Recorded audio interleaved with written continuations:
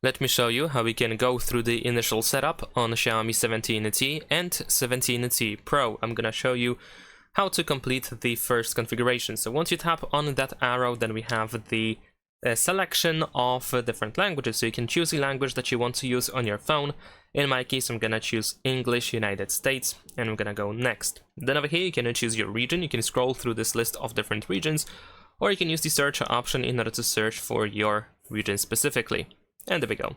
Then we're gonna go next. Over here, we're gonna tap on the next button. If this information pops up, we need to agree to terms and conditions. So tap on this circle over here to agree that you have read and agreed to the user agreement and privacy policy. And we're gonna go next. Then we can set up this phone using our another device. If you still have your old phone, you can, for example, transfer some data. You can choose Android device or iPhone or iPad, and then follow the instructions that you will see on the screen. For iPhone, most likely you will need to get the Android Switch app to be able to do so. But of course, if you want to perform a clean setup, it is totally possible to do so. You just have to tap on this skip text in the bottom left corner, and this is what I'm gonna do. Now, if you have inserted your SIM card into the phone, then of course you will be able to use it straight away. And if you have two SIM cards inserted, then you can choose which card should be used by default for for calling and for mobile data. I'm just gonna leave it as it is, and we're gonna continue. Then you can connect to a Wi-Fi network, so you should be able to find your network, if you have one of course, over here on this list. So then you can enter the password and you can just use Wi-Fi instead of your mobile data. But of course you can just skip that completely as well if you want to use the mobile data instead. Now in my case, I have decided to connect to my Wi-Fi, and then once I am actually connected to the network, I should be able to go next over here. Alright, so let's tap on the next, and now we need to wait a couple of seconds. Then we need to choose for who we are setting up this phone. So in my case, I'm gonna choose for myself, and then we need to wait again. Now you have the option to sign into your Google account. So if you want to do that, you can just simply enter your email or phone number that is associated with your Google account, and then you can go next and enter your password.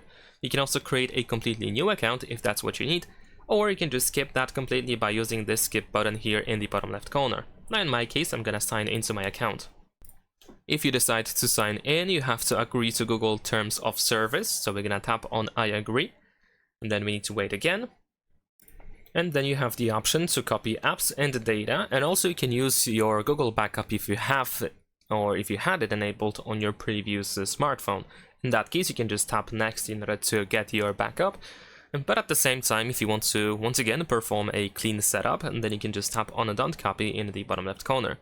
Now over here we can set up a password, the screen lock password for our phone. So you can choose only screen lock, or you can set up also immediately fingerprint and face unlock features. In my case, I'm just gonna skip. I don't really want to set up the password right now, but feel free to do so if you want to. Then we have a couple of Google services that you can of course enable or disable. Now in my case, I'm gonna turn everything off. But in your case, you can of course decide what you want to use. One thing that I can recommend you to do is to disable this option over here, allow scanning. We don't have to have Wi-Fi and Bluetooth scanning enabled all the time, and it's going to actually save a little bit of battery for you. So of course you can turn this off, and we're gonna proceed to the next menu. Now in here we have the option to enable Google backups. And you can decide to include photos and videos as well as other device data, and everything is listed in here. You can of course uncheck any of these options if something should not be included in your Google backups, and then you can of course turn on your backups over here, or if you don't want to use Google backups, then you can just tap on a don't backup as well.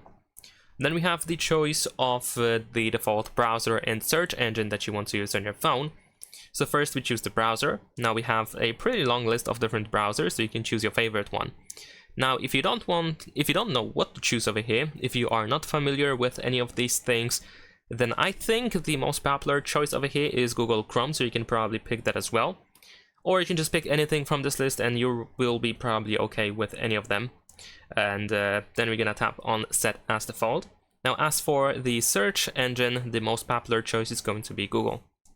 And we're gonna tap on Set as Default. Now over here we have the option to continue setup. This is to continue the Google setup, and if you leave and get reminded, of course later on your phone will notify it about these additional things that you can do, and you will continue with the Xiaomi setup.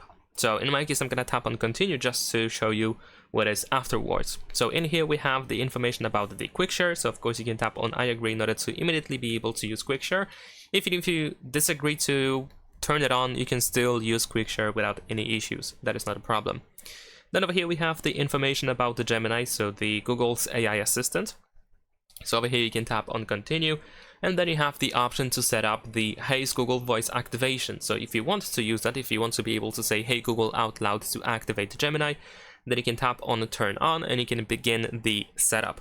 And if you don't want to do that, if you don't really need that feature, then of course you can just tap on a no thanks over here, and Hey Google won't work. Of course, once again, later on in the settings, you can just turn it on or off as you wish. Now here we have the Google Pay, so you can set up Google Pay immediately if you want to. You can press add card in order to add your payment card into your phone, so then you should be able to pay with your phone. However, you can also use Google Wallet later on after the initial configuration if you don't want to set up Google Pay right now. In my case, I'm gonna skip. I don't really want to spend my time now to set up the Google Pay. Then in here we have some additional options that of course you can go through, like for example you can review additional apps, and we have a couple of other stuff, but I think they are not so important right now, so we're gonna tap on a no thanks over here. But of course if you want to do any of these things that have been visible before, and then of course you can do so. Then we move on to some of the Xiaomi settings. So over here we have basic settings like location, automatic updates, and so on and so forth. So in my case, I'm just gonna turn off a couple of options, and it's up to you what you want to turn off completely. And of course later on, once again, in some settings you should be able to find these options again, so you should be able to turn them back on or turn them off if you change your mind. And I'm gonna go next. Over here you can turn on parental controls if you want to set up this phone for your child.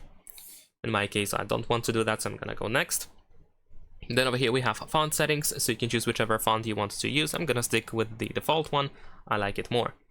Then over here we can choose the launcher that we want to use, and this is pretty much the choice between the app drawer or no app drawer. In my case, of course, I'm gonna use the app drawer, and we're gonna go next. Then we can choose the navigation mode. If you prefer to use gestures, then of course you can select them over here. You can also learn navigation gestures if you are not familiar with them. And if you prefer to use 3 buttons at the bottom of the screen, then you have the option to choose that. Then we're gonna go next. And then in the recent layout or background apps, Xiaomi offers 2, which I think is going to be expanded to 3 later on, because I've seen that on other Xiaomi or similar smartphones.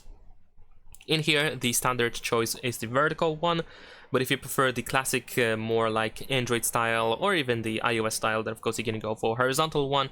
In the case of vertical, you have to swipe left or right in order to close an app in recent, and in the case of horizontal, you have to swipe it up. It's up to you which one you prefer.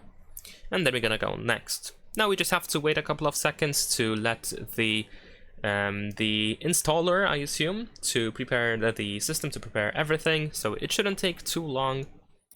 And there we go. Once we are set, once the setup is complete, we should have this all set button, so you should be able to tap over here.